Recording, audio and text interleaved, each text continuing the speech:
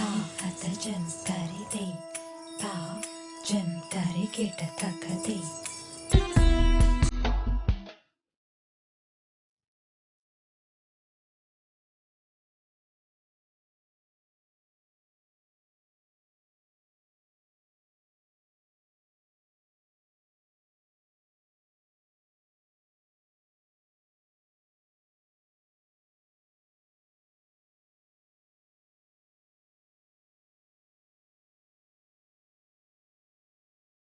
குருவும் நானும் நுண்கலை சங்கமம்.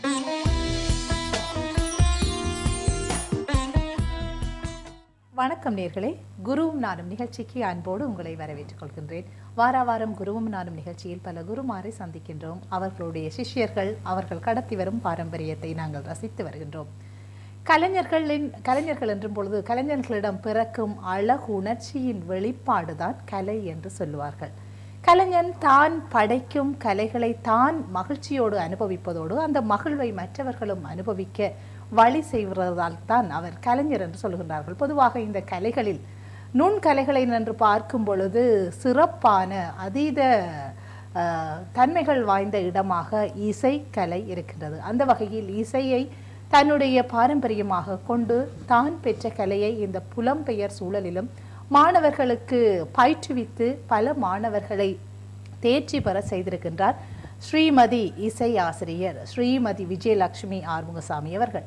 இன்றைய குரு நானும் நிகழ்ச்சியை அவரோடு நாங்கள் சிறப்பிக்க இருக்கின்றோம். அவருடைய சிஷ்யன் சாய் ராஜ் புவிநாதன் அவர்கள் இன்று வருகை தந்திருக்கிறார்கள். இசையில் இருவருமாக சென்ற பயணங்கள், இசை தொடர்பான அவர்களுடைய அனுபவங்கள் இந்த குருவும் நானும் நிகழ்ச்சி கூடாக அவர்களோடு சந்திப்பதோடு நாங்கள் பகிர்ந்து கொள்ள இருக்கின்றோம். அவர்களை அன்போடு வரவேற்றுக் கொள்வோம். வணக்கம் டீச்சர். வணக்கம் சாய்.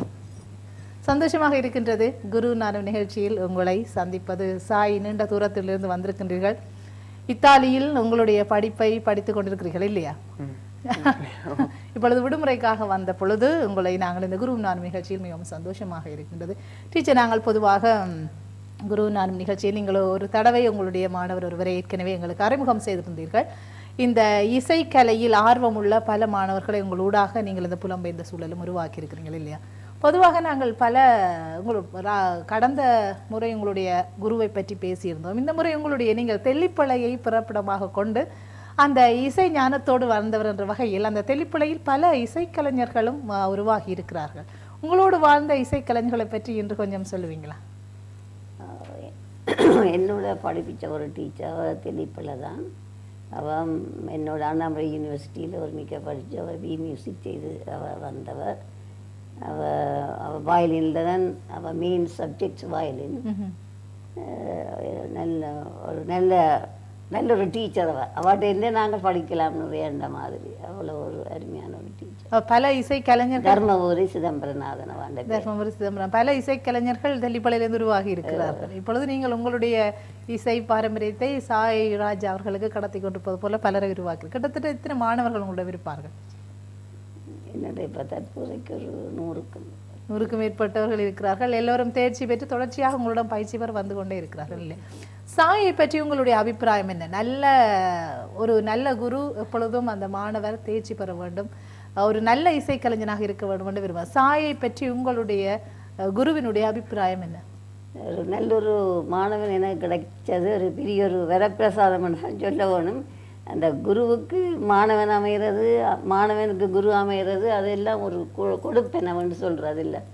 அதே மாதிரி எனக்கு உண்மையாக அந்த பிள்ளை எனக்கு கிடைச்சது பெரிய ஒரு வரப்பிரசாதம் தான் சொல்லுவோம். நான் ஒரு நல்ல ஒரு ஒபீடியன்ட் ஸ்டூடெண்ட். ஒபீடியன்ட் என்ன, ஒரு தன்னடக்கம், அதில் எல்லா நிறைவும் அந்த பிள்ளைகிட்ட இருக்கும். ஒன்றும் தெய்வ பக்தியோ எல்லா சகல விதத்தாலும் அந்த பிள்ளை. ஒரு இசைக்கலைஞனுக்கு இருக்க வேண்டிய தகுதிகள், தன்மைகள் என்னென்று நீங்கள் சொல்லுவீங்க? முதல் விஷயமாக பக்தி இருக்க வேணும். என்ன முதல் குரு பக்தி இருக்க வேணும். இந்த சமயத்தில் கடவுளின் பக்தி முதல் தேவை. என்ன ஆன்மீகம் கண்டிப்பாக தேவை. ஆன்மீகத்தில் ஈடுபட்டவர்கள் தான் கூட சங்கீதத்திலும் நல்லா முன்னேறி கொண்டு வருகிறார்கள். ஆனால் அந்த விடயத்தில் இவர் சரியான ஒரு சாய் டிவோட்டி. பாபாண்ட இதிலேயே வளர்ந்த மாதிரி அந்த பிள்ளை. நகர சங்கீதனமோ சுப்பிரபாதமோ விடிய எழும்பி எல்லாம் தான் செய்ய வேண்டிய எல்லாம் செய்வார். இந்த நாளையில் ஒரு பிள்ளைகளும் அப்படி செய்யாது. என்னை பொறுத்தளவில் அவர் எல்லாமே வடிவாக செய்வார். ஆன்மீக கடமைகளோடு இசையையும் தன்னகத்தை கொண்டு தன்னுடைய வாழ்க்கையை கொண்டு வரும் நல்ல ஒரு இசைக்கலைஞர் என்று நீங்க சொல்றீங்க. சாய், உங்களை பற்றி உங்களுடைய குரு அற்புதமாக சொல்லியிருந்தார். நீங்கள் தேவையான மிக ஒரு இசைக்கலைஞருக்கு இருக்க வேண்டிய தேவையான முக்கியமான பண்புகள் உங்களோட இருப்பதாக. இசை என்றால் எப்படி இருக்க வேண்டும், ஒருவருக்கு இசையை கேட்கிறவர் எப்படி இருக்க வேண்டும் என்று நீங்கள் உங்களுக்கு தனிப்பட்ட ஒரு அபிப்பிராயம் இருக்குது இல்லையா? இசை என்ற ஒரு பயணம். அப்ப அதுல ஒரு கல்யாணுக்கு ஒரு சேஞ்ச் இருக்கணும். நாங்க அப்படி சொல்ல முடியாது இப்படித்தான் ஒரு கல்யாணம் இருக்கணும். எல்லாருக்கும் ஒரு எக்ஸ்பெக்டேஷன் இருக்கணும். இப்போ மேடையில் பாடக்கல ஸ்மார்ட்டாக இருக்கணும், ட்ரெஸ்டாக இருக்கணும், கொஞ்சம் கான்ஃபிடென்ட்டாக, நல்லா ரசிக்கக்கூடிய நல்ல பாட்டுகள் அப்படி பாடணும்ன்ட்டு அது இருக்கு. மிச்சம் இசைன்றது தனி பயணம். இப்போ ஒரு ஆளுடைய தனி அனுபவங்கள், குருவோடு இருந்து இவ்வளோ வருஷமா குருவோட இருந்து குருட்ட பாட்டு பழகி அப்படி ஒரு கொஞ்சம் அந்த growth தான் முக்கியம். அதான் நான் சொல்லுவேன். எப்படி இருக்கணும்ன்றே இல்லை. அது பெரிய வித்வான் பார்த்த ஒவ்வொரு ஆளும் ஒரு வேறு கேரக்டர் மாதிரி. இப்படித்தான் செம்பை பாகவத் இருந்த அவனோட வரலாறு, இந்த லைஃப் எல்லாம் ஒரு இண்டிவிஜுவல் ஸ்டோரி மாதிரி. அதுதான் எங்களோட கோல். அப்படி எங்களுக்கு முன்னா இருந்த வாகியக்காரர், வித்வான் என்ன மாதிரி அவங்களோட லைஃப்ல அந்த அந்த music sweetness of the music, அந்த இசை, அந்த இசையால் அந்த இனிமையை அனுபவிச்சதோ அதே மாதிரி நாங்களும் அந்த முயற்சி எடுத்து செய்யணும். அதான் அந்த கோல், அந்த பயணம். உங்களுடைய அனுபவம், நீங்கள் அருமையா அழகாக சொன்னீர்கள். அந்த இசை என்பது அனுபவம். அனுபவிச்சா தான் அந்த இசையின்றைய இனிமையை நாங்கள் புரிய முடியும். ஒரு நிறுத்திட்டமான சட்டங்கள் சம்பிரதாயத்துக்கு உட்பட்டதாக நாங்கள் இசையை வச்சிருக்க முடியாது. தனிப்பட்ட ஒவ்வொருவருக்கும் தனித்தனியான அனுபவங்களுக்கூடாக அந்த இசை வித்தியாசமாக பரிணமிக்கும் இல்லையா? அந்த வகையில உங்களுக்கு இந்த இசை என்ன விதமான அனுபவத்தை தந்திருக்கு? எப்படி நீங்க இந்த இசையை பாக்குறீங்க? உங்களுக்கு நான் சொன்ன மாதிரி இந்த பயணத்துல தொடக்கத்துல சின்ன வயசுல எல்லா சின்ன பிள்ளைகள் மாதிரி அம்மா அப்பாட்ட டீச்சர்கிட்ட போய் கொஞ்சம் தேவாரம் பாடி எப்படி எப்படி கஷ்டப்பட்டு எல்லாம் எக்ஸாம் செய்து பாடமாக்கி செய்து இப்போ இந்த ஒரு வயசு வரத்தான் அந்த கொஞ்சம் அந்த அர்த்தம் விளங்கி என்னத்துக்கு பாடுறோம் கொஞ்சம் இன்ட்ரெஸ்ட் எடுத்து அந்த கொஞ்சம் அந்த வயசு வந்தால் தான் அந்த அனுபவம் கொஞ்சம் கூட வர தொடங்கும். என்னுடைய பர்சனல் எக்ஸ்பீரியன்ஸ் சொன்னால் நிறைய இருக்குது. முதல் சொல்வேன், அந்த மியூசிக் ஃப்ரெட்டர்னிட்டி ஒரு சரியான ஒரு மியூசிஷியன்ஸோட இருக்கிறது எனக்கு சரியான சந்தோஷம். டீச்சரோடையோ மற்ற ஸ்டூடெண்ட்ஸோ இப்போ ஒரு ப்ரோக்ராம் நடக்கிறேன்டா, ப்ராப்ளி எனக்கு மிருதங்கம் வாசிக்கிறப்போ எனக்கு இப்போ இயர்ஸாக தெரியும். அதுதான் எனக்கு மிருதம் வாசிவேன், நல்லாட்டி வீணையோ வயலினோ. அப்போ இட்ஸ் லைக் அ பிரதர்ஹுட். இப்போ மியூசிக்கில் அது இந்த நாட்டில் கொஞ்சம் அது சரியான முக்கியம். அந்த யூனிட்டி ஆஃப் மியூசிஷியன்ஸ், அந்த மியூசிக் பிரதர்ஹுட். இப்போ நான் போய் மேடையில் இருந்து நான் கச்சேரி செய்கிறது அப்படி ஃபீலிங் இல்லை.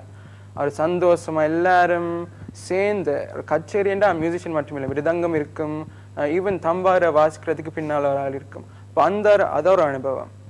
மற்றது பர்சனல் டைரக்ட் பக்தி, தெய்வ பக்தி மீன்ஸ் அந்த chosen form of God. இப்போ நாங்கள் அம்மாலாச்சி கும்புறமோ, எங்களுக்கு கிருஷ்ணா தான் விருப்பமோ, சிவபெருமான் தான் சிவபக்தியோ, நாராயண whatever என்னென்றாலும் அந்த பாட்டில் நாங்கள் ஒரு கொஞ்சம் டைம் ஸ்பெண்ட் பண்ணி அந்த எக்ஸ்பீரியன்ஸ் எடுத்து அது ஒரு வேறு எக்ஸ்பீரியன்ஸ். அந்த பர்சனல் பக்தி பரவசம் அது என்ன உண்டு. நான் ஸ்கூல் முடிச்சு ஒரு கேப் இயர் எடுத்து நான் 1 year. அப்போ அந்த நேரம் இந்தியாவில் 3 மாதம் இருந்த நான். அப்போ அந்த நேரம் வேறு கோயிலெல்லாம் யாத்திரை போக சந்தர்ப்பம் வந்தது. அப்போ அந்த நேரம் தான் இந்தியாவில் 3 மாதம் மீன்ஸ் கொஞ்சம் அந்த டைமில் வேறு தூர இடத்துல ராமேஸ்வரம், காஞ்சிபுரம் எல்லாம் டீச்சர்கிட்ட அந்த கோயிலை பற்றி படித்த பாட்டெல்லாம் எனக்கு தெரியும். ராமேஸ்வரை பற்றி, காஞ்சிபுரம் காமாட்சி பற்றி எவ்வளோ பாட்டுகள், திருப்பதி வெங்கடேஸ்வரை பற்றி பாட்டுகள், சிதம்பரம் நடராஜா பற்றி எவ்வளோ பாட்டுகள் நாங்கள் எல்லாம் படிச்சிருக்கிறோம்.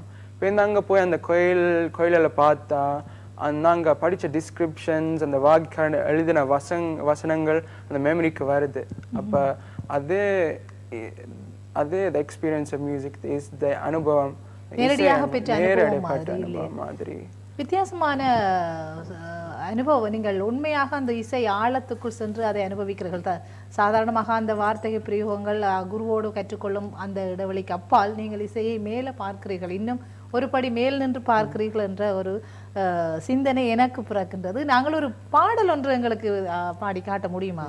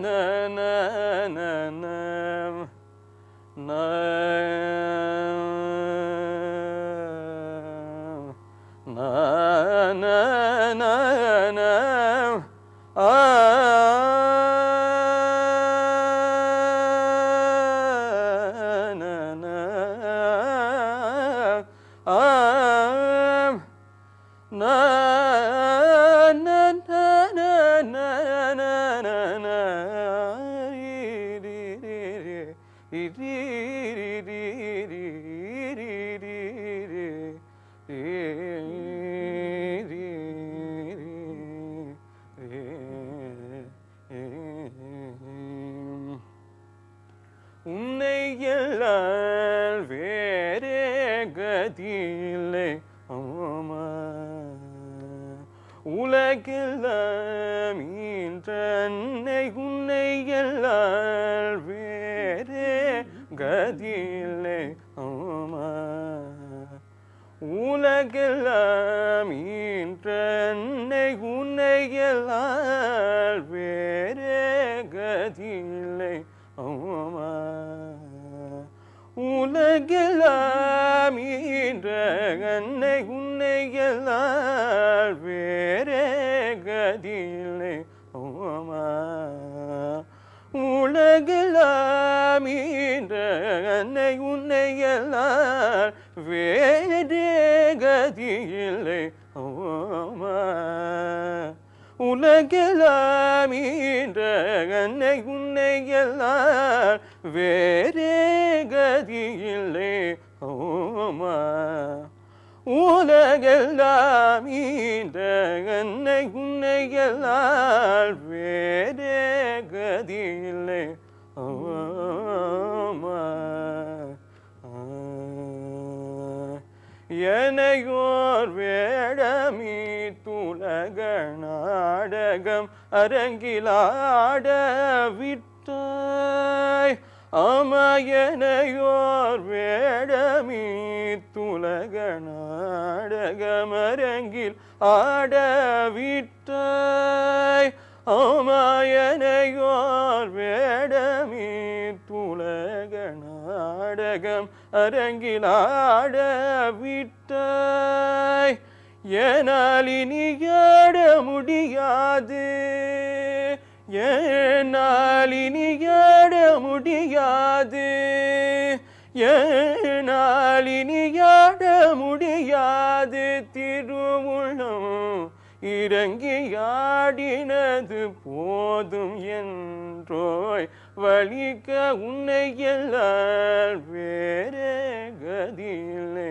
ஆமா, என்னால் இனி ஆட முடியாது திருவுள்ளம் இறங்கியாட்டினது போதும் என்றோய் வலிக்க உன்னை எல்லால் வேறே கதியில்லை ஆமா, உலகெல்லாம் ஈன்ற அன்னை உன்னை எல்லால் வேறே கதியில்லை ஆமா.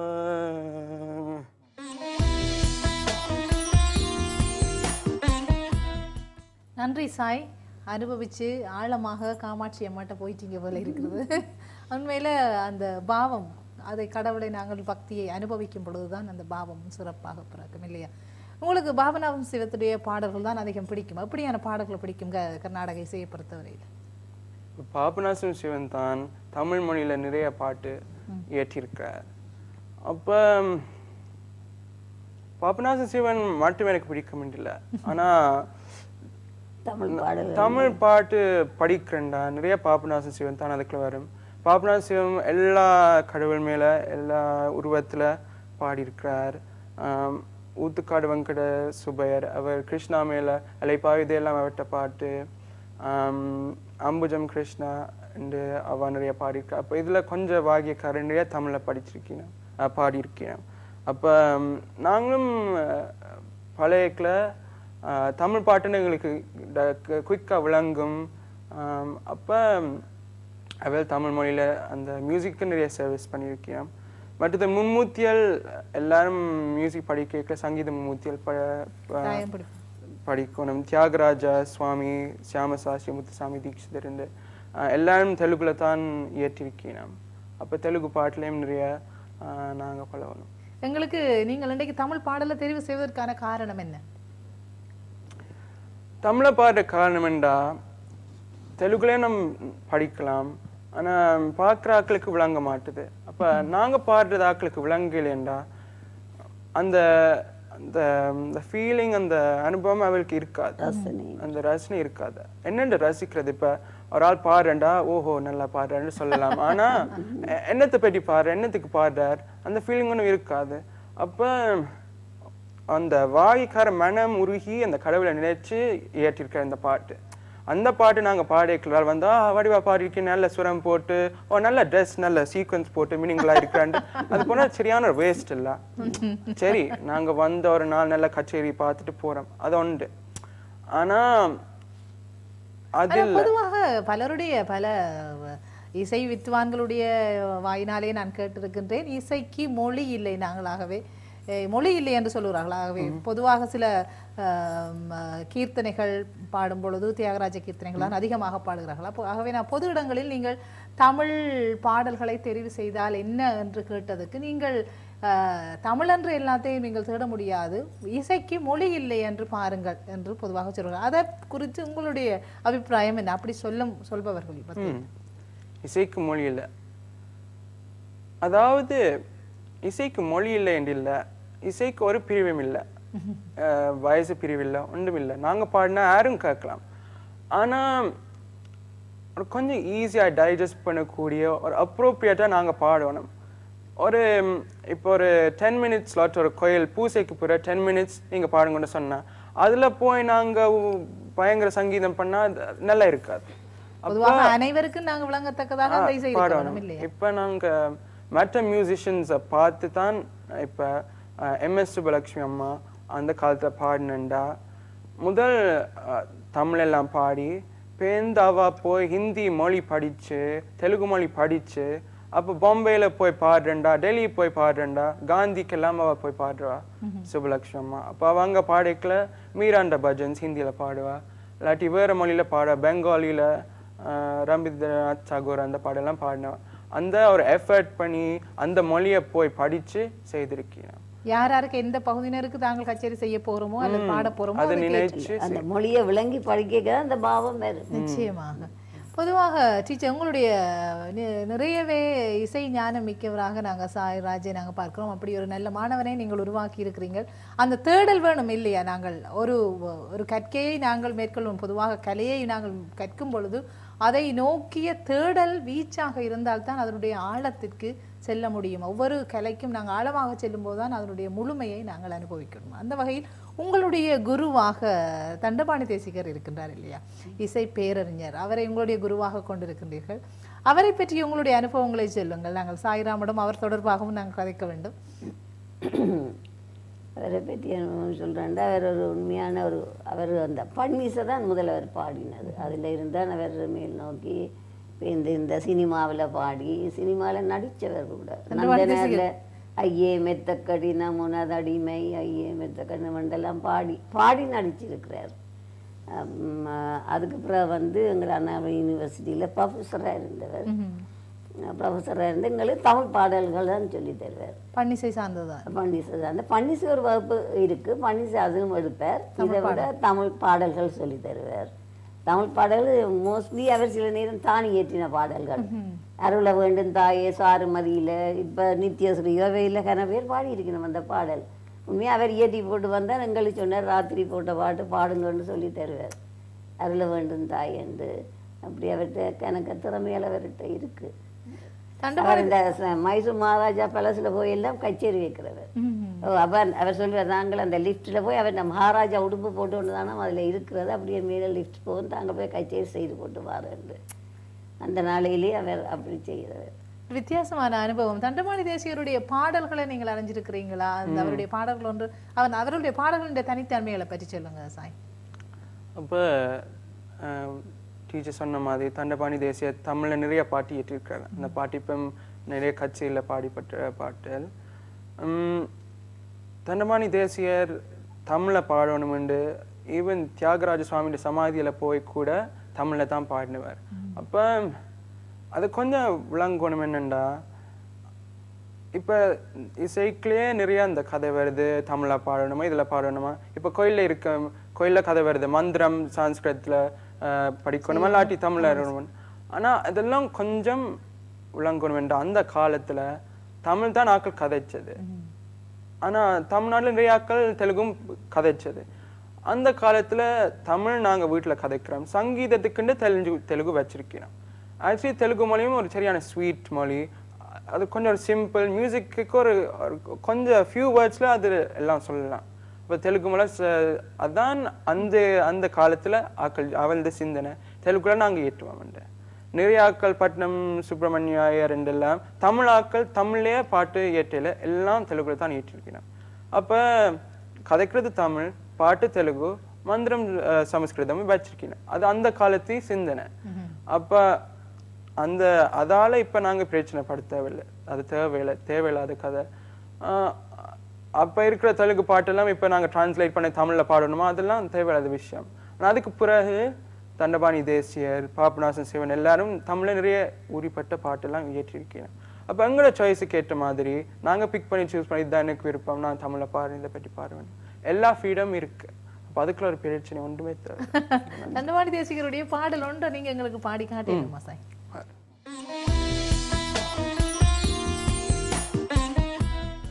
என்னை நீ மறவாதே அங்கையர் கண்ணி, என்னை நீ மறவாதே அங்கையர் கண்ணி, என்னை நீ மறவாதே அங்கையர் கண்ணி, என்னை நீ மறவாதே அங்கையர் கண்ணி, என்னை நீ மறவாதே அங்கையர் கண்ணி, என்னை நீ மறவாதே அங்கையர் கண்ணி, என்னை நீ மறவாதே.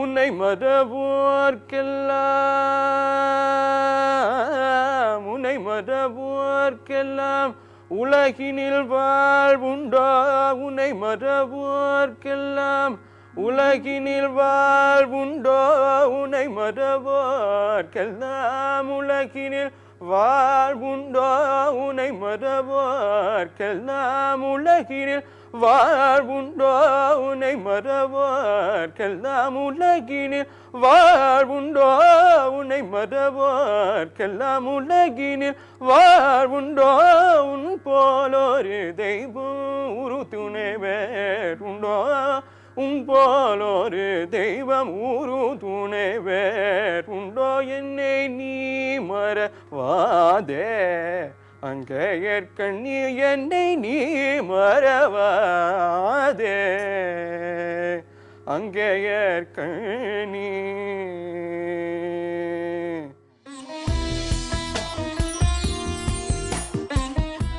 மிக்க நன்றி சாய்.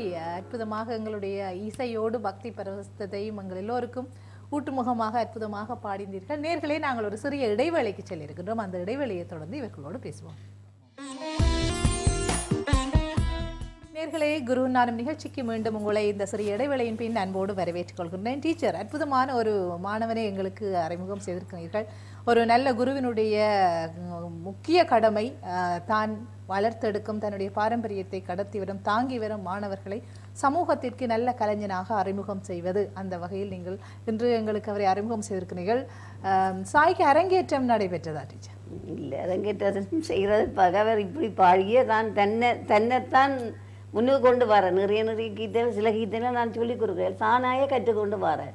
இப்ப அரங்கேற்றம் செய்த பிள்ளைகள் இப்படி படிக்குமான்னு நான் சொல்ல மாட்டேன். அரங்கேற்றம் ஒரு கலைஞருக்கு முக்கியமா உங்களை பொறுத்தவரையில்? முக்கிய மண்டில் அவர் பாடினதே அரங்கேறார் மேடையில், நான் பாடினதே அரங்கேற்றி மற்றவர்களுக்கு பாடி காட்டினார். நான் இவ்வளோ ஸ்டாண்டர்டில் வந்துட்டேன் பிள்ளைகளுக்கு பெற்றாருக்கும் ஒரு சந்தோஷம். பிள்ளைகள் அந்த மேடையில் ஏறி இவ்வளோ படிச்சுட்டுதுன்ற ஒரு சந்தோஷம் தானே. எல்லாரும் அதை விரும்பினோம் இல்லை, சிலர் விரும்பி செய்கிறார்கள். உங்களுடைய விருப்பம் என்ன சாய்? அரங்கேற்றம் செய்வது விருப்பமா அல்லது அரங்கேற்றம் செய்ய தேவையில்லையா? எப்படி உங்களுடைய அரங்கேற்றம் தொடர்பான என்ன அபிப்பிராயம் உங்களுக்கு இருக்கு? இப்போ டீச்சர் சொன்ன மாதிரி சில பேருக்கு விருப்பம், சில பேருக்கு அது விருப்பம் இல்லை. இப்போதைக்கு எனக்கு அரங்கேற்றம் செய்யறதுக்கு ஆசை இல்லை. அரங்கேற்றம் என்ன, ஒரு ஸ்டாண்டர்டுக்கு வந்து ஒரு மேடையில் போய் நாங்கள் பாடுறோம். அடிக்கடி எனக்கு சான்சல் வருது இங்கே பாடுறது, கோயிலில் பாடுறது அப்படின்ட்டு. அதுவும் ஒரு அரங்கேற்றம் தான். இப்போ லாஸ்ட் இயர் பிள்ளையார் கோயிலில் தேருக்கு பாடுற சந்தர்ப்பம் வந்தது, அது ஒரு அரங்கேற்றம். அது டீச்சர் இந்த ப்ரோக்ராம்ல பாடுறது, அது ஒரு அரங்கேற்றம். இப்போ எல்லாருக்கும் ஒரு வயசு வர ஒரு பெரிய ஹோலை ஹையர் பண்ணி நிறைய காசு செலவச்சு ஒரு புத்தகம் அடித்து எல்லாரையும் கூப்பிட்டு ஒரு பெரிய ஒரு ப்ரோக்ராம் செய்து சீஃப் கெஸ்ட் கூப்பிட்டு அது ஒரு நார்மலாக வந்துட்டு. அது எப்போ தொடக்கம் அது நார்மலாக எனக்கு தெரியாது. ஆனால் எங்களோட ஃபேமிலியில் அப்படி ஒரு ஷோவா ஒரு அப்படியா செய்யறது பழக்கம் இல்லை. பர்த்டேஸ் கூட ஒரு சிம்பிள் அண்ட் சின்சியரிட்டி எல்லாம் பாட்டில் சரியான முக்கியம். ஒரு சின்சியரிட்டி இல்லையண்டா ஒருத்தருக்கும் அது ரீச் ஆகாது, டச் ஆகாது. நீங்கள் பாடுறது ஒருத்தருக்கும் டச் ஆகாது. அப்போ அரங்கேற்றம் செய்கிறது நல்ல விஷயம். எல்லாரும் அரங்கேற்றத்துக்கு ப்ராக்டிஸ் பண்ணி நல்லா இம்ப்ரூவ் பண்ணி செய்யணும். அது தேவையின்றி இல்லை, விரும்பினாக்க செய்யலாம். எனக்கு பக்குவமான பதில் சாய். பாடல் என்று வரும்பொழுது நீங்கள் அந்த டீச்சர் உங்களுடைய குரு சொல்லியிருந்தார், நீங்களாக சில கீர்த்தனைகளை தெரிவு செய்து நீங்களாக பயிற்சி செய்து நீங்கள் அதை ஒரு டீச்சருக்கு முன்னால் பாடி காட்டுறீர்கள், தான் சொல்லி கொடுக்காமலே. அப்படியான ஒரு முயற்சியில நீங்களாக ஒரு தேடல்ல இறங்கி இருக்கிறீர்கள். யாருடைய பாடல்கள், யாருடைய கீர்த்தனைகள் பாடலாம், அது எனக்கு உகந்ததா, என்ன அனுபவிக்கக்கூடியதா என்ற தேர்வுக்குள்ளாகி நீங்கள் அந்த பாடல்களை தேர்வு செய்யணும். ஒரு பாடல் எப்படி இருக்க வேண்டும்? நீங்கள் பாடல்களை உருவாக்கி இருக்கிறீங்களா? அப்படி ஒரு சிந்தனை வந்ததா? நானும் கொஞ்சம் பாட்டு 2-3 பாட்டு ஏற்றிருக்கேன். அது இப்போ கர்நாடக சங்கீதத்தில் மனோதர்மம் வந்து சரியான முக்கியம். நாங்கள் பாடுறது சும்மா ஒரு ஒரு பக்கம் பார்த்து கொண்டு பாடமாக்கிட்டு பாடுறதே இல்லை. 90% எங்களோட ஒர்க் எங்களோட கல்பனையாக எங்களோட கிரியேஷனாக நாங்கள் பாடுறோம். ஸ்வரங்களோ அந்த வேரியேஷன்ஸ், இப்போ ஒரு லைன் எடுத்த என்ன மாதிரி நாங்கள் பாடுறோம் எல்லாம் எங்களோட முதல் குருவிட்ட பழகி குரு பாடுற மாதிரி அந்த குரு சஜஷன்ஸ் தருவோம். எப்படி நீங்கள் பாடுங்க, எப்படி பாடலாம், அப்படி பாடலாம்னு பேருந்து நாங்களே கொஞ்சம் அந்த செய்யணும், நாங்களே டெவலப் பண்ணி. ஸோ இப்போ ஃபண்டமெண்டலாக இட்ஸ் அ கிரியேட்டிவ் ப்ரோசஸ். அப்போ எல்லா கர்நாடிக் மியூசிஷியன்ஸ்ண்டா ஒரு டியூன் பாடுண்டா ஒரு பாடுவினா அது இயற்றது பிரச்சனை இல்லை. It's a very simple thing. சரி, ஒரு ராகம் எடுத்து ஒரு டியூன் போடுங்கன்னா அது போடலாம். அதே அரவாசி மிச்சம் ஒரு கொஞ்சம் வேர்ட்ஸ், அந்த ஒரு ஐடியா வந்து இதை பற்றி இந்த ஃபீலிங் இதை பற்றி நான் பாட போறேன்னு சொன்னால் அந்த வேர்ட்ஸுக்கு ஏற்ற மாதிரி ஒரு டியூன் ஏற்றுனது பெரிய விஷயம் இல்லை. இப்படித்தான் எல்லா பாட்டும் வாக்கியக்காரன் ஏற்றிருக்கிறேன். உங்களுடைய பாடல் ஒன்று எனக்கு சில வரிகள் கிடைத்திருக்கிற அந்த வரிகளை நான் இருக்க நிச்சயமாக சந்தோஷமாக இருக்கின்றது. ஒரு இளங்கலைஞனாக இருக்கின்ற நீங்கள் எவ்வளவு ஆழமாக அந்த இசைக்குள் சென்று நீங்களாக அதை உருவாக்க வேண்டும் என்ற அந்த துடிப்பும் ஒரு தேடலும் ஒரு முயற்சியும் ஒரு உண்மையான படைப்பாளிக்கு கலைஞனுக்கு இருக்க வேண்டும். அந்த வகையில் உங்களுடைய பாடலை நான் இருக்கை பார்க்கின்றேன். விம்பிள்டன் ஆலயம் கணபதிக்கு எழுதி இருக்கிறீங்க போல இல்லையா? இவ்வளவு நேரம் அம்மனுக்கு பாடின பாடல்களை தான் கேட்டிருக்கிறேன். கணபதியை நோக்கி ஒரு பாடல் நீங்களாக இயற்றி இருக்கிறீர்கள். அந்த பாடல், உந்தன் கருணை இன்னும் எனக்கில்லையோ என் உயிரான விம்பிள்டன் கணபதியே அருளே அறியாயோ, ஞானப்பிள்ளை தமிழ் ஞானப்பிள்ளை தோடுடைய செவியன் என்று பாடிய சங்கரன் மகனே, நீ நாடி உன் முன் வந்த என்னை காத்தருள்வாய் என்று எதிர்பார்த்தேன். மனமுருகி நான் ஆலயம் வந்து விழுந்தது ஒரு முறையோ, நீ தேரில் ஏறி மெல்ல ஆடி வந்த காட்சி கண்டது ஒரு முறையோ, உனக்கும் எனக்கும் உள்ள அன்புறவையே நான் ஒரு காலம் மறவேனே, ஹிமதாசன் தொழும் அழகே. ஹிமதாசன் தொழும். ஹிமதாசன்டா நீங்கள் தான். நான் என்ன தாசனாக உங்களை பார்க்க? யாருடைய தாசன்? ஹிமா அம்மாட உங்களுடைய ஹிமாண்ட அம்மாண்ட பேர். இந்த பாடலை கொஞ்சம் பாடி காட்டுவீங்களா? அற்புதமான ஒரு உருக்கம் நிறைந்த வரிகளாக எனக்கு இருக்கு. உண்மையில் ஒரு தெய்வத்தை நோக்கி ஒரு பக்தனுடைய வேண்டுதலாக இந்த ஒரு உறவை இருவருக்கும் உடைய உறவை பாலத்தை ஏற்படுத்தும் ஒரு பாடலாக அமைச்சிருக்கிறீங்க. நீங்க சொன்ன மாதிரி துணிஞ்சு பாண்டது இல்ல. இதே பிள்ளையார் கோயில் தேருக்கு பாட சந்தர்ப்பம் வந்தது. அதுக்குன்ற ஒரு காரணத்தோட பாடினது. அல்லாட்டி ஈற்றத்துக்கு காரணம் இல்லை என்றா எல்லா கடவுளுமே மகாவாதியக்காரங்க எல்லாரும் இயற்றிருக்கணும். அப்புறம் தேவை வந்ததுக்காண்டி ஒன்று இயற்றினேன். அவ்வளோ நான் பாடுறேன். இல்லாட்டி அம்மனுக்கு தான் ஏற்றிருப்பீங்களோ?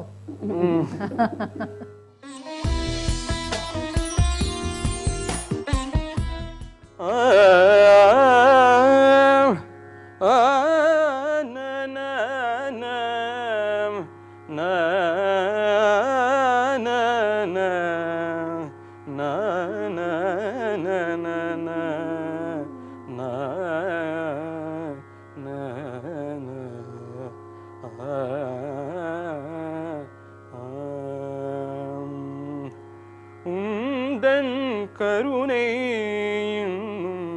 எனக்கில்லையோ,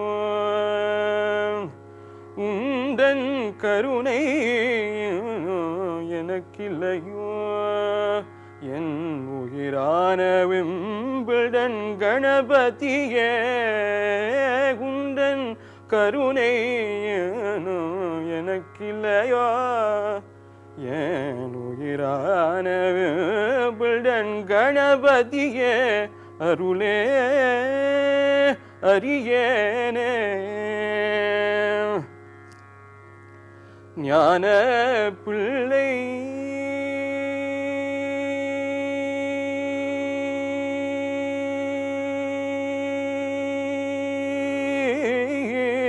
ஞான பிள்ளை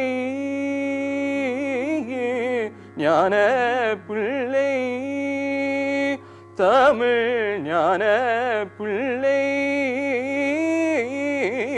ஞான பிள்ளை தமிழ் ஞான பிள்ளை தோடுடைய செவியன் என்று பாடிய சங்கரன் மகனே, ஞான பிள்ளை தோடுடைய செவியன் என்று பாடிய சங்கரன் மகனே, நீ நாடி உன் முன் வந்த என்னை காத்தருள்வாய் என்றெதிர்பார்த்தேன். உண்டன் கருணை எனக்கில்லையோ, என் உயிரான விம்பிள்டன் கணபதியே,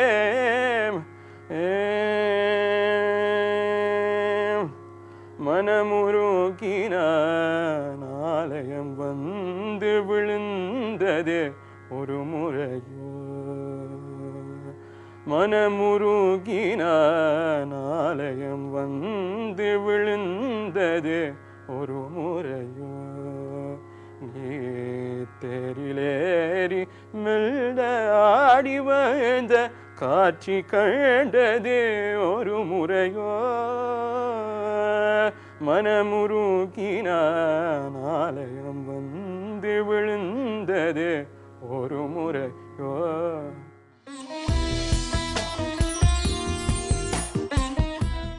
மிக்க நன்றி. அற்புதமான பாடல் சாய் டீச்சர். உங்களுடைய மாணவர் இப்படி ஒரு பாடலை உருவாக்கி தானே பாடல் வரிகளை எழுதி அதற்கு இசை அமைத்து அந்த பாடலை ஒப்பேற்றி இருக்கிறார் விம்பிள்டன் கணபதி ஆலயத்தில். உங்களுடைய அபிப்பிராயம் எப்படி இருக்கிறது? இந்த பாடல் தொடர்பாக உங்களிடம் அபிப்பிராயம் கேட்டாரா? காட்டில் என்னிடம் ஒன்றும் கேட்கவில்லை. தானாகவே மட்டும் போட்டு தானாகவே ராகத்தை போட்டு தானாகவே இயற்றி பாடலும் இயற்றி பாடியிருக்கிறார். அன்றைய போகும் முதல் தான் வந்து பாடி காட்டினவர். விம்பிள்டன் பாட போகிறேன்னு பாடி காட்டினவர் வந்து. என்ன நினைக்கிறீங்களா அவருடைய அந்த பாடல் இயற்றும் திறமை? அவர் கூறியிருந்தார் மனோதர்மம் இசைக்கு மிக முக்கியமானது. எப்படி அந்த மனோதர்மத்தை எப்படி அவர் ஒரு இசை கலைஞர் எப்படி வளர்த்து கொள்ளலாம்? எந்த நிலை மட்டும் அவர்களுக்கு நீங்கள் மனோதர்மம் வந்து அந்த சங்கீதத்தில் வந்து அவை நிறைய படித்து கொண்டு போய்க்க அந்த ராகத்தின் சாயல்கள் எல்லாம் நிறைய பிடிச்சு போடணும். அப்போ அந்த பாட்டை போட்டுட்டு இந்த ராகத்தில் பாடி பார்ப்பினும் இல்லை இந்த ராகம் சூட் பண்ணுமா அது இதண்ணுமாண்டு அப்போ அவர் அதுக்கு தக்கதாக போட்டு பாடியிருக்கிறார். உங்களுக்கு என்ன ராகம் பிடிச்சது அதிகமாக? என்ன ராகத்தை அதிகமாக நீங்க உங்களோட favorite hum ராகம்? பண்ணுவீங்க? இப்போ இது நான் பாடிக்கல ஹம் பண்ணிக்கொண்டு கோயிக்கல ஆபேரியா வந்துட்டு அது தண்டை பாடலே ஆபேரியா வந்துட்டு. ராகம் ஃபேவரட் ராகம்னு இல்லை. எல்லாம் இல்லை இல்லை அப்படியும் இல்லை. கூடுதலாக அந்த கொஞ்சம் ஒரு ஸ்ருங்கார ரசம் ஒரு கருணை ரசமான ராகங்கள் பேஹாக் மாந்த் அப்படியானது எல்லாரும் ரசிக்கக்கூடிய ராகங்கள். கொஞ்சம் அபூர்வ ராகங்கள் என்றா சில பேர் அது அது அப்படி இல்லை கொஞ்சம் ஒரு அந்த ஸ்வீட்டான ஃபீலிங்கள் சூட்டபுளாக இருக்கும். ஆனால் நான் நினைக்கிறேன் இண்டிவிஜுவல் காம்போசிஷன்ஸ் தான் நான் பார்ப்பேன். ஃபேவரட் சாங்ஸ்ன்றா சொல்லலாம் இது இந்த பாட்டு உண்மையாக டச்ட் மீன் அப்படி சொல்லலாம். ராகம் ஒவ்வொரு ராகமுக்கு இண்டிவிஜுவல் ஃபீல் இருக்கு. அப்போ அது உங்களோட மூடை பொறுத்து ஒரு ஹாப்பி ராகமா அல்லாட்டி ஒரு கொஞ்சம் ஒரு டீப்பா சோகமா இருக்கு ஒரு ஒரு டீப் அதாவது ஒரு வேற ஒரு இடத்துக்கு கொண்டு போற மாதிரி ஒரு ராகங்கள் இருக்கு. அதுதான் அப்படி எல்லா விதமானும் இருக்கு. எல்லா விதமான உணர்வுகளையும் நீங்க உங்களுக்கு உங்களை ஆழமாக எடுத்து செல்வதோ அந்த ராகத்தோடு உங்களுடைய பாடல்கள் ஒன்று. ஒரு பாடல் பஜனை பாடல் பாட்டு சொல்லி நிச்சயமாக இறுதியாக நான் கேட்க இருக்கின்றேன் ஒரு பஜனை பாடல். அதுக்கிடையில் ஒரு பாடல் எப்படி அமைய வேண்டும்? பொதுவான ஒரு பாடலுக்குரிய வரமுறை பல்லவி அனுபல்லவி சரணம் என்று அமைச்சிருக்கிறார்கள் இல்லையா ஜிஜே? ஒரு பாடல் எப்படி அமைய வேண்டும் உங்களுடைய கற்பனையில நீங்க எப்படி பாக்குறீங்க? நீங்க சொன்ன மாதிரி ஒரு கிருதியண்டா பல்லவி அனுபல்லவி சரணம் இருக்கு. அது நாங்க படிச்ச பாடலேருந்தே தெரியும் அது என்ன மாதிரி கேரக்டர். பல்லவியண்டா 1 லைன் இல்லாட்டி 2 லைன்ஸ் இருக்கும். அது திரும்பி திரும்பி பாடுறது. அனுபல்லவியண்டா கொஞ்சம் மேல் ஸ்தாய்க்கு போறது. அது பல்லவியை விட கொஞ்சம் நீட்டாக இருக்கும் ஒரு மேபி 3-4 லைன்ஸ். இது நார்மல் சொல்கிறேன். அது கொஞ்சம் அந்த மேல் ஸ்டைல்லாம் போகும். இப்போ இந்த சரணம் கீழே தொடங்கி இன்னும் கொஞ்சம் லிரிக்கலாக இருக்கும் கூட வேர்ட்ஸ் 5-6 லைன்ஸ் அப்படி வரும் பல்லவி. இது நார்மல். ஆனால் ஒரு ரூல்ஸே இல்லை. எல்லா விதமான ஃபார்ம் இருக்குது. ஸ்வரஜதி இருக்குது. ஸ்வரஜதி மீன்ஸ் பல்லவி இந்த ஸ்வரங்கள் அதுக்கு வேர்ட்ஸ் மாதிரி. அப்போ அங்கே அனுபல்லவி சரணம் இருக்காது. சரணம் 4 சரணம் 5 சரணம் 7 சரணம் எல்லாம் என்னென்றாலும் இருக்குது. ஷோர்ட் சரணம் ராகமாலிகாண்டா ஒரு ராகத்து இல்லை 4-5 ராகத்தில் இருக்கு குறையொன்றும் இல்லை அப்படியான பாட்டு. இப்போ ரூல்ஸுண்டு இல்லை. வடிவா ராகம் தெரிஞ்சு பாடணும் தாளத்துக்கு வரணும். அதில் நிறைய சாய்ஸ் இருக்கு. ஆதி தாளம் ஒரு மாதிரி இருக்கும் ரூபக தாளம் மிஸ்டர் சாப்பு கண்ட சாப்பு எல்லாம். அப்போ ஒரு பாட்டு இப்படி இருக்கணும்னு இல்லை.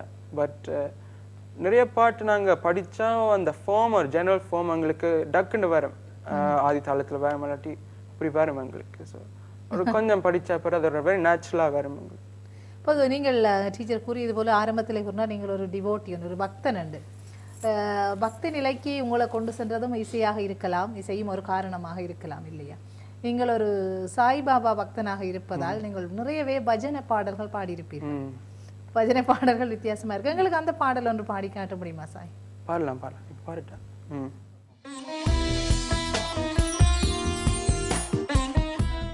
ஹர ஹர சிவ சிவ அம்பலவானா ஹர சிவ சிவ அம்பலவானா ஹர ஹர சிவ சிவ அம்பலவானா ஹர ஹர சிவ சிவ அம்பலவானா அம்பலவானா பொன்னம்பலவானா அம்பலவானா பொன்னம்பலவானா அம்பலவானா பொன்னம்பலவானா அம்பலவானா பொன்னம்பலவானா ஹர ஹர சிவ சிவ அம்பலவானா ஹர ஹர சிவ சிவ அம்பலவானா தாண்டவனதன நடராஜா தாண்டவனதன நடராஜா தாண்டவனதன நடராஜா தாண்டவனதன நடராஜா சிவராஜா சிவராஜா சிவராஜா சிவராஜா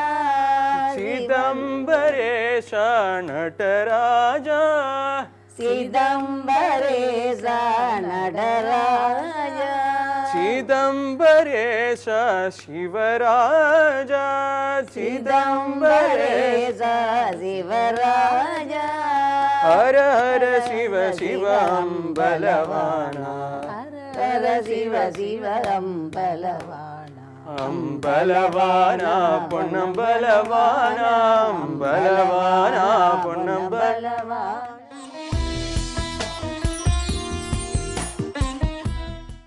உண்மையில எல்லாரையும் ஒன்றிணைக்க வச்சுட்டீங்க சாய். கட்டாயம் பாட வேணும்னு சொல்லி என்னையும் சேர்த்து டீச்சரோட சேர்த்து பாட வச்சு சந்தோஷமா இருந்தது. ஒரு எழுச்சியாக உற்சாகமாக அந்த பாடலை பாடுவது, பஜனையை பாடுவது. நாங்க 3 பேர் ஃபுல் ஹோல் பஜன்ஸ் அங்க பாடிக்கல. அந்த ஒரு யூனிட்டி அதான் பஜன்ஸ். இப்ப கர்நாடக சங்கீதம் உண்டு. பஜன்ஸ் ரொம்ப சரியான சிம்பிளா எல்லாரும் பாடக்கூடிய அப்படி ஒரு ஃபார்ம் ஆஃப் மியூசிக். அதுவும் நீங்க சொன்ன மாதிரி இசைன்ற ஒரு பர்பஸ், அந்த யூனிட்டி ஆஃப் ஃபீலிங், ஒரு பீஸ், ஒரு மற்றது எங்களோட வாரிசை மறந்து எங்களோட பிரச்சனைகளை மறந்து ஒரு 5 minutes இருந்து வேறொரு இடத்துக்கு போற மாதிரி. அது ஒரு முக்கியமான ஃபார்ம் ஆஃப் மியூசிக். நான் சொல்லுவேன் எல்லா சின்ன பிள்ளைகளும் கொஞ்சம் பஜன்ஸ் பாடுறது ஒரு நல்ல விஷயம். நான் கர்நாடக சங்கீதத்துல அந்த காலத்துல இருந்த ஒரு டீச்சிங் ஃபார்மேட் ஒன்று இருக்கு.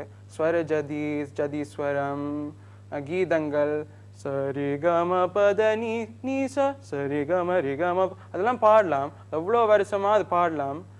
பட் அது கொஞ்சம் போர் அடிக்கும். அதுவும் இது சம்பிரதாயம், இது ஹெரிட்டேஜ், இப்படித்தான் போய்கொண்டே இருக்கு. சரி, அதுவும் பாருங்க. ஆனா வாய் திறந்து சின்ன பிள்ளைகள் பாடலாம், கிருஷ்ண ஜெய் கிருஷ்ண ஜெய் கிருஷ்ண ஜெய் கிருஷ்ண கிருஷ்ண கிருஷ்ண கிருஷ்ண ஜெய் அப்படியெல்லாம் பாடலாம். அது பிரச்சனை இல்லை, எல்லாரும் கூடி பாடலாம். ஒரு நல்ல விஷயம். கொஞ்சம் அந்த குரல் திறந்து அந்த பாட அந்த கான்ஃபிடன்ஸ் வரதுக்கு பஜன்ஸ் எல்லாரும் பாடலாம். எல்லாரும் சேர்ந்து பாடಕ್ಕೆ எல்லோருடைய தொண்டையும் திருந்தி வரும். நல்ல ட்ரைனிங் மாதிரி வாய்ஸுக்கு ஒரு ட்ரைனிங் ஆயும் இருக்கலாம் இந்த பஜன்ஸ்.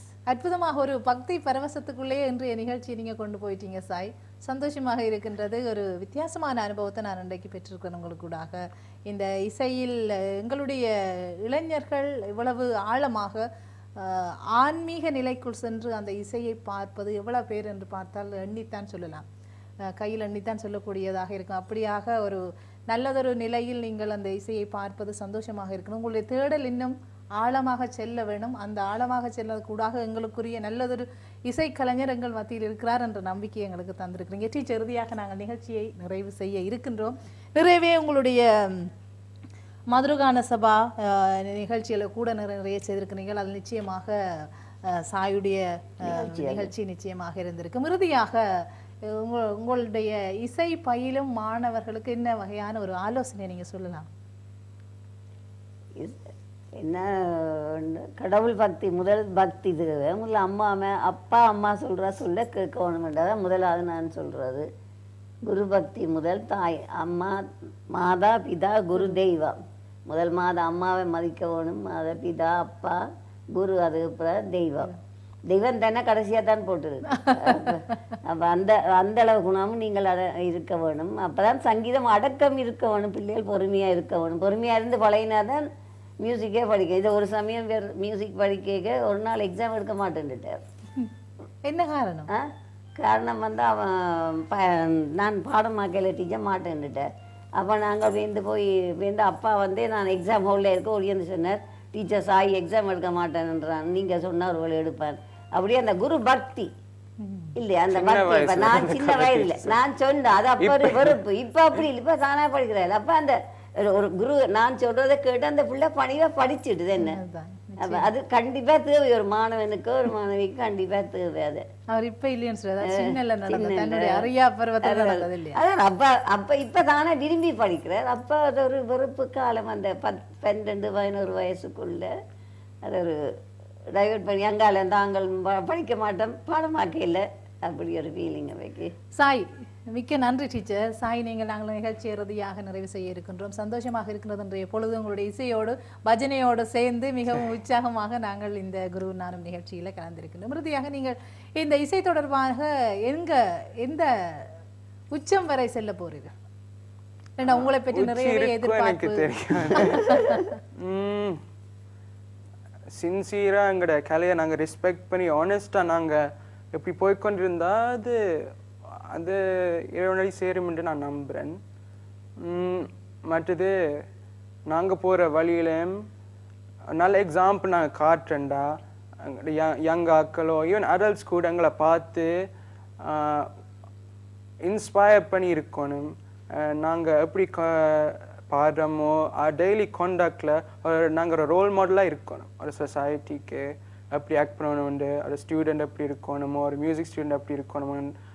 அப்போ எல்லாரும் இந்த அரங்கேற்றம் அந்த பாட்டுன்னு அப்படி சண்டை பிடிச்சி இப்படி செய்யல.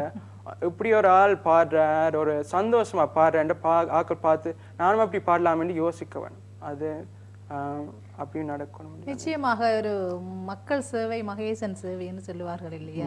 அந்த நாங்கள் ஒரு சமூகத்துக்கு நாங்கள் ஒரு மாதிரியாக இருந்தால் தான், ஒரு ரோல் மாடலாக இருந்தால் தான் அவர்கள் கூட நிச்சயமாக நீங்கள் சொன்னது போல இசை கலைஞர்களுக்கு இடையில்தான் அதிகமான பிளவுகளை, பிரச்சனைகளை, போட்டிகளை, பொறாமைகளை பார்க்கின்றோம். நீங்கள் சொன்னது போல அந்த யூனிட்டி நாங்கள் கொண்டு வர வேண்டுமானால் என்ன செய்யலாம், கலைஞர்கள் என்ன செய்யலாம், அந்த கலையினுடைய இனிமையை, ஸ்வீட்னஸை நாங்கள் எப்படி ஒருங்கிணைஞ்சு செயற்படுத்தலாம்ன்றது நீங்களுடைய ஆலோசனை. அதுக்கு நாங்கள் ஒவ்வொரு தரம் நாங்கள் என்ன செய்ய போறோம்ன்றது முதலாவது படியாக இருக்க வேண்டும் இல்லையா? மிக்க சந்தோஷம் சாய். அற்புதமாக ஆழமாக ஒரு பக்தி நிலைக்குள் நின்று கொண்டு உங்களுடைய இசையை பார்த்து உங்களுடைய அனுபவத்தை எங்களோடு பகிர்ந்து. நான் கடைசி ஒன்று சொல்லிட்டேன். நிச்சயமாக நினைக்கிறேன் எல்லாத்தையும் அம்மா அப்பான்ற கையில தான் இருக்கு. நான் எப்படி இருக்கணும், அம்மா அப்பா வளர்ப்புல தான் இருக்கு. அப்ப ஆனா நீங்கள் டாக்டர் ஆகணும் மட்டும் இருக்கிறாங்க இல்லையா? இல்ல நான் என்ன சொல்றேன்டா, ஒரு பிள்ளைண்ட பழக்க வழக்கமோ எல்லாம் அம்மா அப்பாண்ட கையில தான் இருக்கு. இப்ப எல்லாரும் ஒருத்தரும் கூட ஒரு பிள்ளைண்ட அம்மா மாதிரி எல்லாரும் இப்ப என்னண்டா என்னோட பிள்ளைய டோலா வளரணும், அந்த என்ன நல்ல கிரேட்ஸ் எடுக்கணும், 11+ நல்லா செய்யணும், அது மாதிரி சிந்தனை. ஆனா ஒருத்தரும் கூட இந்த பிள்ளை உண்மை சொல்லுதா, நல்லா பழக்குதா அப்படி கேட்கறது கேட்கறதே இல்லை. அப்ப அம்மா அப்பா சின்ன வயசுல கேட்கறது இல்லையன்றா அந்த பிள்ளைய அதை வேல்யூ பண்ண மாட்டுது. ஆனஸ்டி, இன்டெகிரிட்டி, ஒரு மனச்சாட்சிய அந்த அம்மா அப்பா தான் கேட்கணும். இப்போ நாங்க சீட் பண்ணி ஒரு எக்ஸாம் பாஸ் பண்ணணுமா இல்லையாண்டு ஒரு ஆள் யோசிக்கணும். அந்த எய்ம்ஸ் அண்ட் கோல்ஸ் தான் முக்கியம். அம்மா அப்பா என்ன மாதிரி எக்ஸ்பெக்ட் பண்ண எக்ஸ்பெக்டேஷன், ரெண்டு பிள்ளை அரங்கேற்றம் செய்யணும், கிரேட் செய்யணும், அந்த எக்ஸ்பெக்டேஷனை விட்டுட்டு கொஞ்சம் ஒரு ஜென்டலாக சரி உங்களுக்கு ஏலமான மாதிரி நீங்கள் படித்து ஆனஸ்டாக நீங்கள் செய்யுங்க, அந்த சின்சியரிட்டி இருக்கணும்னு அம்மா அப்பா தான் சொல்லணும் சின்ன வயசுலேருந்து நினைக்கிறேன். மிக்க நன்றி. ஒரு வாழ்க்கையின் தன்மையை, வாழ்க்கையுடைய எப்படி நாங்கள் வாழ வேண்டும் என்ற ஒரு இளைஞராக இருந்து கொண்டு எங்களுக்கு நிச்சயமாக அந்த அறிவுரையை தந்திருக்கிறீங்க. மிக்க நன்றி சாய். டீச்சர், அற்புதமான ஒரு மாணவனை உருவாக்கி இருக்கிறீர்கள். நல்ல கலைஞன், நல்ல பாடகன் என்பதுக்கு அப்பால் அவர் ஒரு நல்ல மனிதன் என்று சொல்ல வேண்டியது மிக முக்கியம் இல்லையா? அதைத்தான் எங்களுடைய ஆசிரியர்மாரும் நிச்சயமாக உருவாக்க வேண்டும். நல்ல மனிதர்களை உருவாக்குவதற்கூடாக நல்ல கலைஞர்களை உருவாக்குகின்றார்கள். அந்த நல்ல கலைஞர்கள் கூடாக நல்ல சமுதாயம் வளரும் என்ற நம்பிக்கை பொதுவாக எல்லாருக்கும் இருக்கிறது. இன்றைய குருவும் நாரும் நிகழ்ச்சியை பக்தியோடு, பரவசத்தோடு, பஜனையோடு அலங்கரித்திருக்கிறீர்கள். இருவருக்கும் என்னுடைய மனமார்ந்த நன்றிகளும் வாழ்த்துக்கள். வணக்கம். சரி நேர்களே, குரு நானும் நிகழ்ச்சியை இன்று நீங்கள் பார்த்துருப்பீங்க. நிச்சயமாக ஒரு வித்தியாசமான ஒரு சிந்தனையாளன், இசை கலைஞன், தன்னுடைய வாழ்வோடு அந்த இசையை, ஆன்மீகத்தை பார்க்கும் ஒரு அற்புத கலைஞனை சந்தித்திருக்கின்றோம். அந்த கலைஞனை எங்களுக்கு அறிமுகப்படுத்திய குருநாதருடைய அனுபவத்தையும் கூட நாங்கள் பெற்றிருக்கின்றோம். எங்கள் மத்தியில் இப்படியான அற்புதமான கலைஞர்கள், இளைஞர்கள் இருப்பது சந்தோஷமாக இருக்கின்றது. நிச்சயமாக எங்களுடைய சமுதாயத்தில் நல்லதொரு இசை ஒருங்கிணைந்த, ஒருமைப்பாடு மிக்க கலைஞர்கள் உருவாகுவார்கள் என்ற நம்பிக்கையோடு இந்த வாரம் உங்களிடமிருந்து அன்போடு விடைபெற்றுக் கொள்கின்றேன். ரஜிதா சாம்.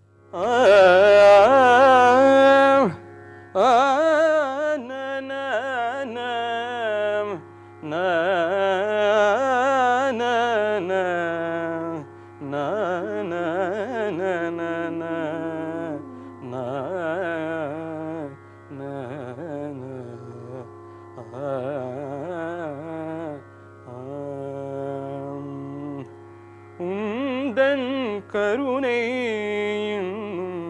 எனக்கில்லையோ